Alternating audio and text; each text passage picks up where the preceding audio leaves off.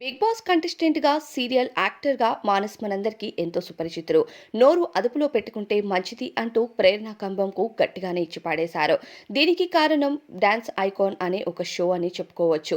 Dance ఐకాన్‌లో ప్రస్తుతం బుల్లితెర serials ఆర్టిస్టులందరూ ఎంతగానో సందడి చేస్తున్నారు. ఇక బుల్లితెర సీరియల్‌లో నటుడుగా అలరిస్తూనే మరోవైపు బిగ్ బాస్ వంటి రియాలిటీ షోకి ఎంట్రీ ఇచ్చి టాప్ 5 కంటెస్టెంట్స్‌లో వన్ ఆఫ్ ది కంటెస్టెంట్‌గా మంచి గుర్తింపు అందుకున్నారు.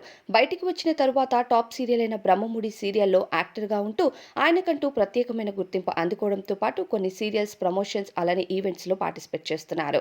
అయితే ఇక ప్రేరణ కంబం కూడా బిగ్ బాస్ సీజన్ 8లోకి ఎంట్రీ ఇచ్చి టాప్ 3 కంటెస్టెంట్‌గా హౌస్ నుండి బయటకు వచ్చిన తరువాత అవకాశాలు వెతుక్కుంటూ వచ్చాయి. ఇక ఇస్మార్ట్ జోడీలో భర్తతో కలిసి సందడి చేస్తుంది. ఇక ప్రేరణ కంబం ప్రస్తుతం డాన్స్ ఐకాన్ షోలో కనిపించకపోయినా ఈ షోకి సంబంధించి కొన్ని కామెంట్స్ చేయడంతో నెగెటివ్ కామెంట్స్‌ని ఫేస్ చేస్తుంది. ఇక తన చెల్లి డాన్స్ ఐకాన్ షోలో నామినేట్ చేయడం మానస్ గారిని. మానస్‌కి అలానే ప్రాకృతికి మధ్య ఈ నామినేషన్స్‌లో కాస్త ఫైట్ అయింది. మానస్ కూడా ప్రాకృతిని నామినేట్ చేయడంతో తన చెల్లెలి విషయం పైన ప్రేరణ కంబం తన ఇన్‌స్టాగ్రామ్‌లో రియాక్ట్ అవుతూ మానస్ చేసింది కరెక్ట్ కాదు అంటూ తన ఫోటోని షేర్ చేస్తూ కొన్ని వ్యాఖ్యలైతే చేసింది. దీనిపైన మానస్ మండిపడుతూ అసలు షో చూసిన వాళ్ళు రియాక్ట్ అవ్వడంలో తప్పులేదు.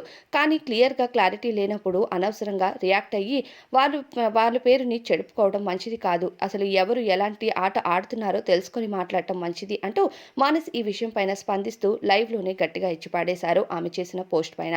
మరి దీనిపైన ఎవరు కరెక్ట్ అనుకుంటున్నారో కామెంట్స్‌లో చెప్పండి.